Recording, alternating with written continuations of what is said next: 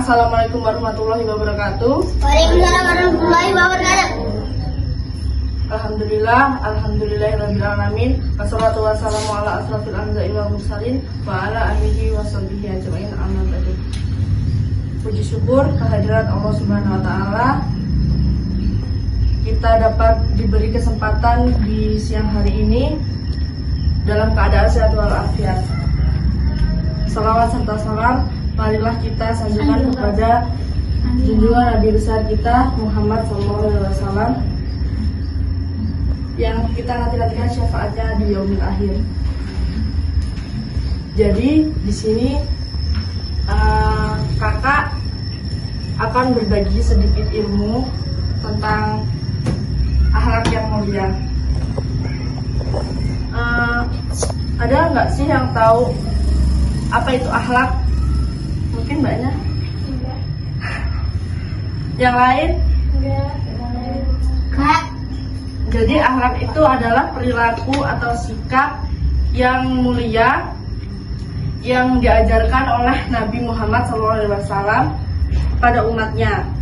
Nah, akhlak ini tuh mencerminkan keimanan seseorang, menjadi kebaikan hati, serta pendekatan kita kepada Allah.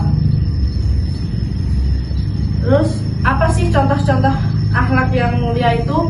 Yang pertama itu jujur. Jujur itu kan kita kan berkata atau dengan baik kepada seseorang, nggak boleh berbohong. Semisal kita berbohong kepada orang itu kan kita dosa.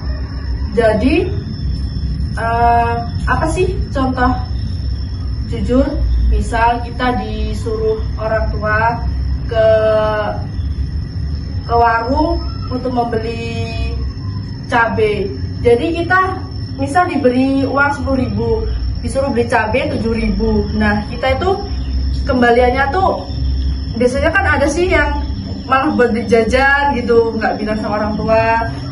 Nah, jadi kita bicara ngomong sama orang tua, kalau tadi uangnya udah kita buat beli jajan. Kalau kita bilang uangnya tadi pas, nah itu kan berarti berbohong. Dan bohong itu kan kita kan dosa tuh. Jadi lebih baik jujur. Lalu yang selanjutnya berbakti kepada orang tua. Contohnya berbakti kepada orang tua itu nggak cuma sama bapak atau ibu kita. Jadi kita bisa misal di sekolah kita berbakti kepada bapak ibu guru. Kita nggak boleh melawan, kita bersikap sopan, sayang, nggak boleh ngebantah kepada orang yang lebih tua dari kita. Lalu yang ketiga, bersikap sabar. Sabar itu banyak ya. Misal kita tuh bersabar dalam menghadapi ujian.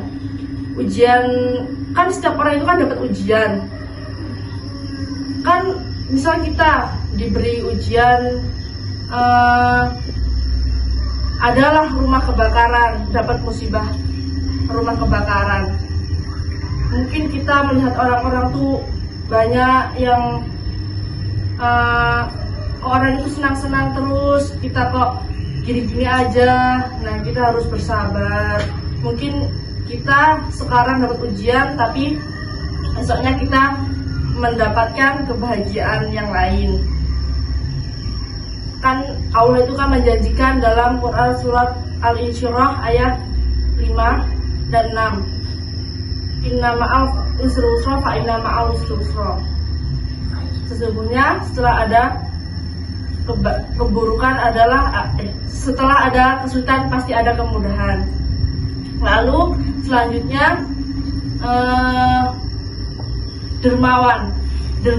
Kita kan banyak sih di sini, kita lihat banyak orang yang nggak mampu. Nah, mungkin kita bisalah membantu sedikit rezeki kita, berbagi rezeki kita pada orang lain, berbagi pada sesama. Mungkin nggak usah jauh-jauh lah, kita bagi kepada teman, kita punya jajan, kita bagi. Lalu contoh selanjutnya apa ya? menjaga lisan. Mungkin adik-adik tuh ada yang bilang jorok gitu. Padahal tuh biasanya anak kecil itu bilang jorok itu belum tahu artinya. Padahal kan mungkin tuh belum tahu artinya, tapi cuma ngikutin kakak-kakaknya atau dengar dari orang lain. Nah itu kan perbuatan yang tidak baik. Nah mungkin jangan dicontoh. Itu jangan dicontoh. Lalu